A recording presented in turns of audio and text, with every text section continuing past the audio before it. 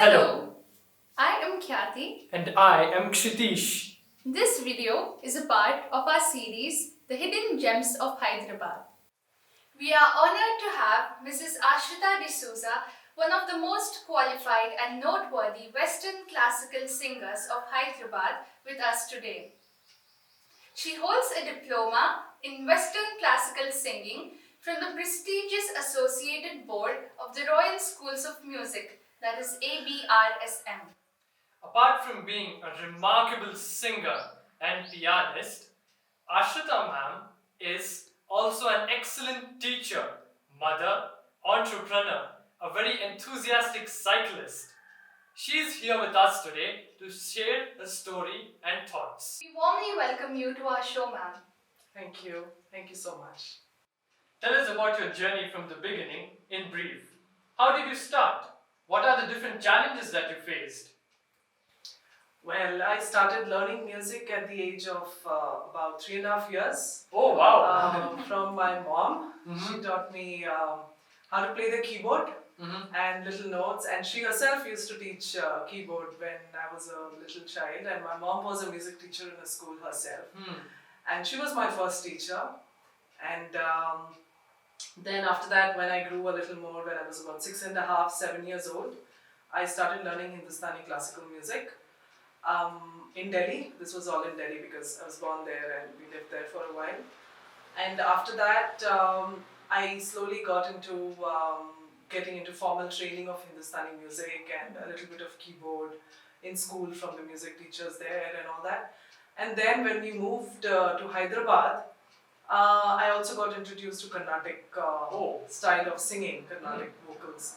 And we joined that, my sister and I, both of us. So, from the beginning, you had confluence of all the three styles then. A Hindustani Yes. and a little bit of Western because of the keyboard and Carnatic also. Exactly. Yes, so I got influenced with Carnatic also, and but I always had an inclination towards, playing the keyboard because I was not very familiar with. There is something called as Western singing.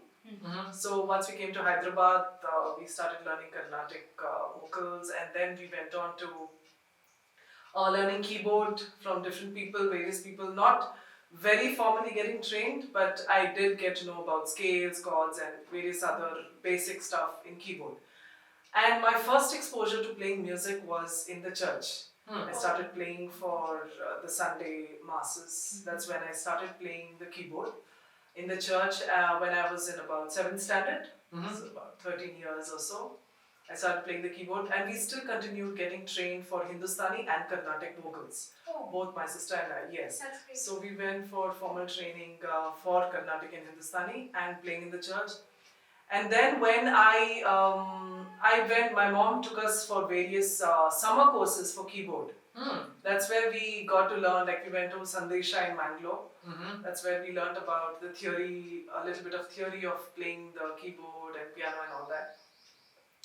From there on, I think in my graduation, somewhere close to my graduation is when I formally started learning how to play the piano.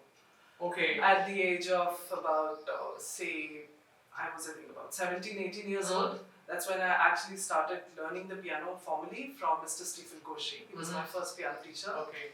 And I think I did my grades, a few grades, I think grade 5 and grade 7 in piano. And he also taught me Western music theory.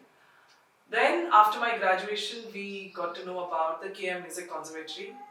That's when we went, my sister and I went there, and we got introduced, and the first glimpse of what is Western classical singing, we tasted it in KM Music Conservatory. Wow. So it must have been quite an experience there. Yes, it was quite an experience. I was about close to, I think, 23, 24 years old is when I started getting trained formally in Western classical music, singing. And therein, within a year or two, I completed my grade 8 in singing. Wow. And after that, we wanted to I was also going to Pondicherry to learn from Lyudmila. She was also our Western classical trainer, basically for vocal techniques. And after that, we went on to Sri Lanka.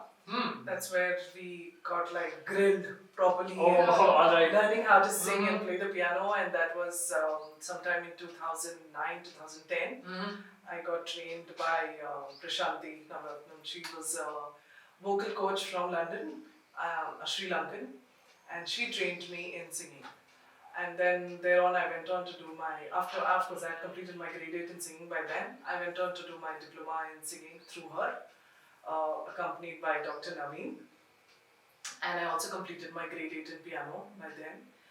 And well, yeah, that, of course, when I was in my 7th standard, and my mom used to take us for workshops and all these summer courses, that's when I decided I'm going to be a music teacher.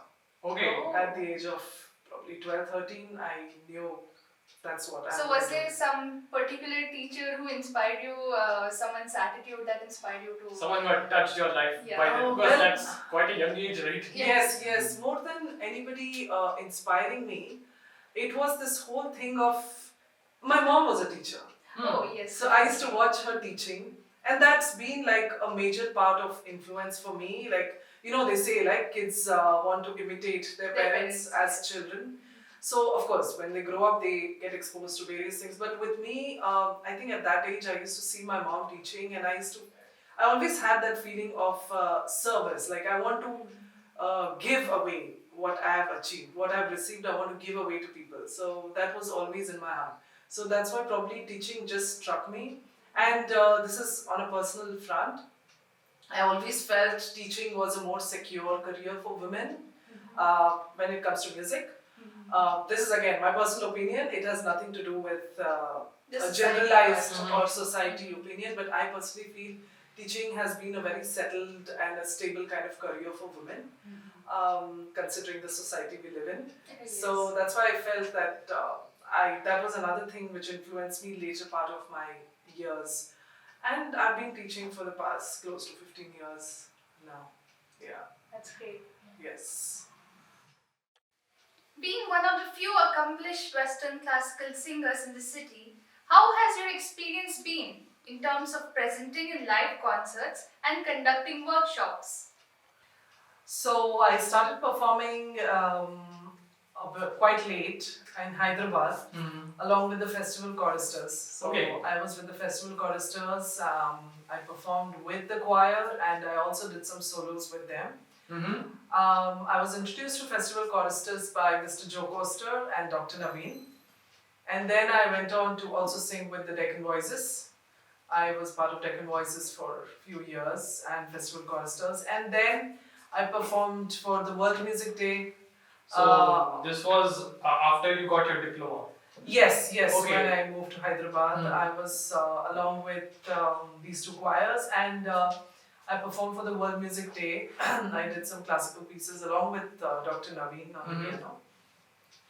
And that was a major platform that I had, the World Music Day, which was organized by the Alliance Française. So I performed with them, and then we also organized our own events with strings and tunes. The exposure concerts. Yeah, the exposure concerts with strings and tunes, and a few times I performed there. I did conduct some workshops for singing, for voice culture, vocal techniques, and well, talking about my experience, I always felt that each time I went on stage, there was that a kind of question mark, curiosity on people's faces, like, okay, what is this? What is Western classical singing? Yes, something they must have heard only in videos or seen in probably memes. Yes. Because some people also tend to find it funny, right? Right, yes. So there was all that, this was way back in 2010, 2011, when people used to have this whole curiosity. Because I've also performed in Mumbai. I was part of the Paranjoti Academy chorus. Oh, wow. And, yes, I performed with them. I participated in some workshops conducted by some very prominent vocal coaches from abroad. So as a part of the workshop, we had to perform. So when I used to perform there, it was something which everybody knew or were acquainted with. So it was easy for them to understand and grasp and relate to. Whereas in Hyderabad, there was that curiosity. People used to look like, okay, what that kind of expectation, what is this kind of genre? And then each time I perform, I mean, of course, I got a very positive feedback from the audience, and the response was really good. And that has been a kind of vision that I've had to expose Western classical music a little more in the city. People should know classical is not just Hindustani and Carnatic. Classical, their Western also has, a classical form, not just pop music. Which is the usual mindset which people have in approaching this. Yes, the moment you say Western music, they are like, okay, Western music is pop. Yeah. Western music is And rock. more colloquially referred to as English songs. English Yeah. songs, yes, English songs. So there is a classical side to it, which dates back to centuries. As you are aware Yes. of, it dates back to centuries, and it's got a history. It's got a beautiful, vast history as an ocean. The whole It's classical music. associated so much with the culture. With the culture, yes, and I want to bring that alive. And that is my forte. I want to train people more in Western classical, jazz, Broadway musicals, rather than engaging more towards pop. Wow, that's a sharp contrast you have there from the normal playback singing. Yes. Going towards Broadway is so much different than Yeah. Tollywood and Bollywood, right? Exactly. I mean, it's a different genre. It's got a different perspective. It exposes you to a different kind of culture altogether. So that is what. So my experience has been mixed, I would say. Some people have been confused about what this whole thing is, and people have questioned me, who is going to listen to this now? Who listens to classical music now? Do you think you would get the right kind of audience for this kind of music? And things like that. But I stood strong, and I will always stand strong on my belief that I have, that at some point people will I do not want to judge any genre of music, because music is something very personal to every individual. You may like rock and metal, which is something personal to you. I am nobody to judge and tell that is bad. No music is bad, honestly. It's about how you relate with that music. It's very subjective, I feel, and it's very personal. But my kind of training, I would like to train more in the Western classical genre of music. Ever since its inception, Strings and Tunes has been inspiring and nurturing talent, both young and old. What are the challenges that you have faced as a teacher and as the founder of an independent institution? Right, so strings, and as I mentioned to you, I've been teaching for quite a while now, and I always felt that okay, we need to give it a proper structure, give it a form. So that's when the whole thing, I moved out of Mumbai after my marriage, and we came here, both my husband and I, we moved into Hyderabad, and we planned for Strings and Tunes to start up our own thing. And that's when in 2013 Strings and Tunes began.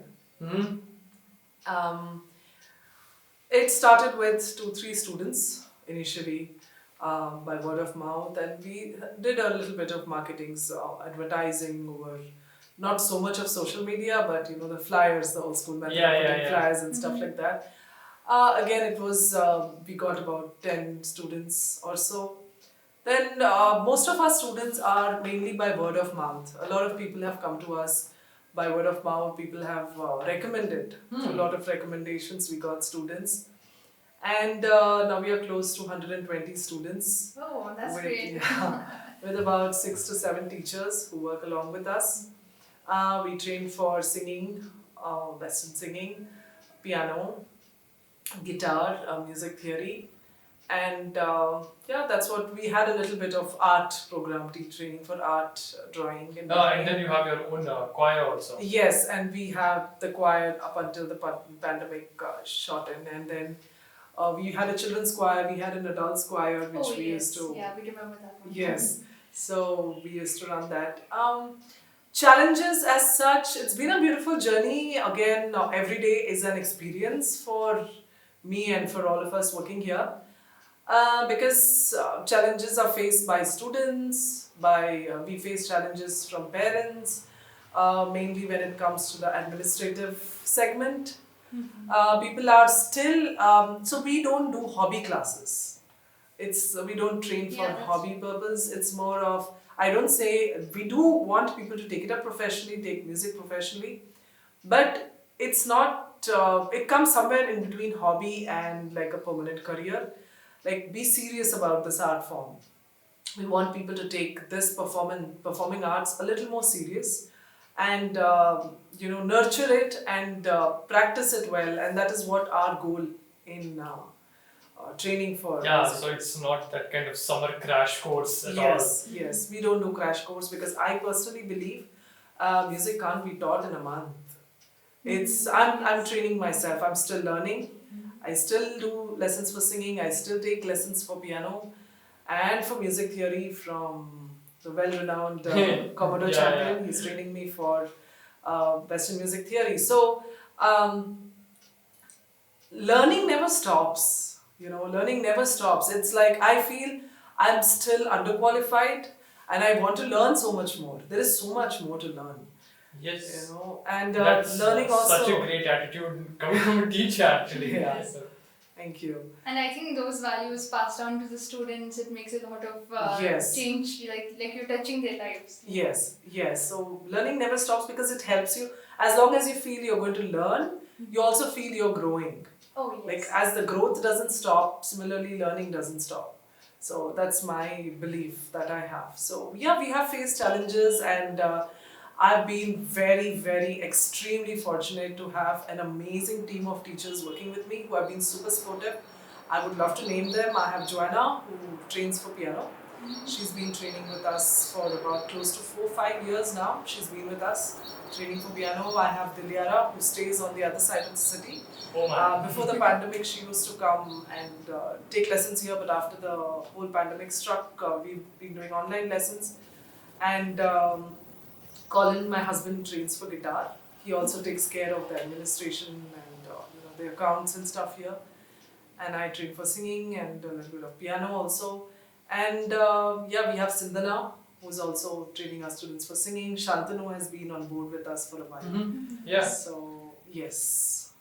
Your teaching style is remarkable, and you, as a mentor, ensure your students' comfort and convenience and guide us with patience and understanding.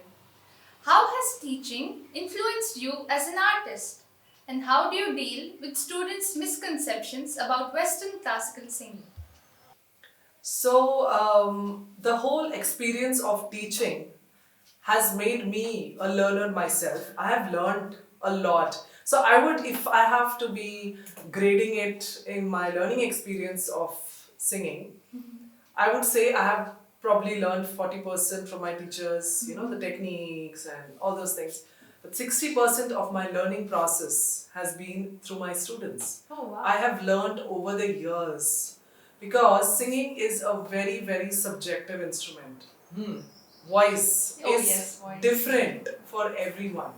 Every student has a different voice, is gifted with a different texture and style of voice in different, the registers. Some sing really low, some sing really high, some are in mid-register. So teaching these kind of people, I have learned how to deal, and it's literally you're dealing with a human body. Oh, yes. The internals of somebody's anatomy of your body, basically you need to be aware of it. So the whole experience for so many years, whatever I've taught, I have learned a lot through my teaching to various types of age groups of students.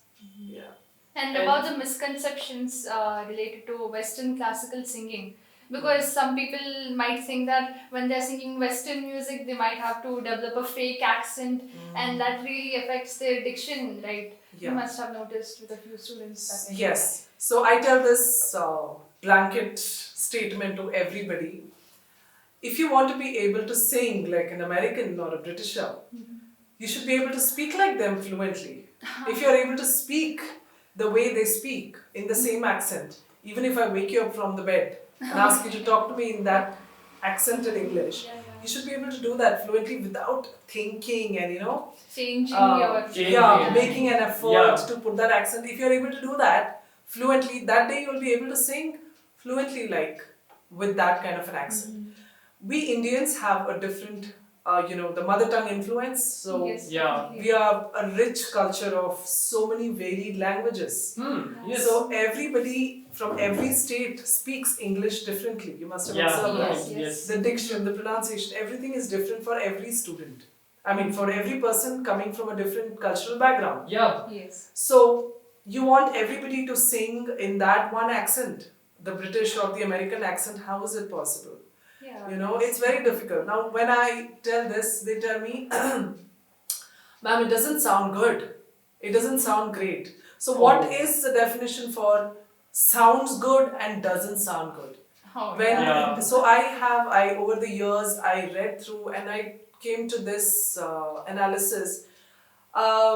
I think if you're able to sing phonetically right, you know, there's a phonetic sound for every Yeah. English syllable. Mhm. If you're able to sing it phonetically right, I think that's That's it's pretty not- much it. That's pretty much it. Exactly. There's nothing more. There is no need to put an accent or a slang or anything else to it to Yeah. add. Because sometimes what happens when you put an accent, you cannot put 100% accent over a Yeah. song. Oh, yes. You will have those little spurts of your Indianized Yes. style. Individuality. Yes. Yes, popping up Yeah. in a song. Mhm. So I as of now, I'm able to make my point clear to my students. Like this is what it is.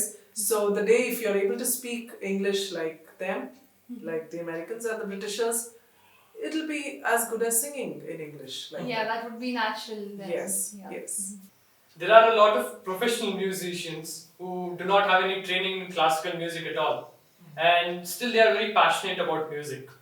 So, how far do you think is passion very important for music? How far does it guide one in the musical career? And is technical training very important?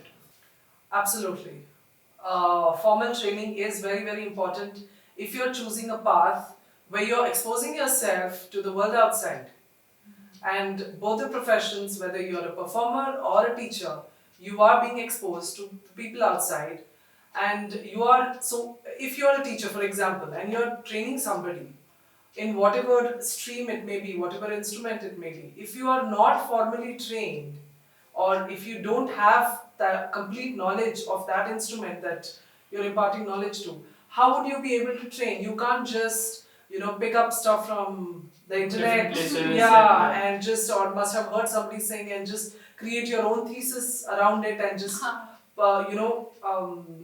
train the student. Because I do get a lot of students who come and they have been trained before, but they don't have the basic knowledge of, like, for example, music theory. Yeah. Like what is the time signature, what are the notes they are playing on the stuff. This is when it comes to notation reading. Similarly for a performer, when a performer goes on stage, the performer needs to know how to, everybody gets nervous while performing on Yeah, stage, yes. everybody gets nervous. So you need to be able to tackle that on stage. You should be able to understand how you tackle your breathing. Because your breathing is kind of reduced because of the nervousness when you're on stage, you're performing, you should be able to tackle the crowd, eye contact, Oh, yes. your performance skills, your acting skills, all this comes only when you're trained.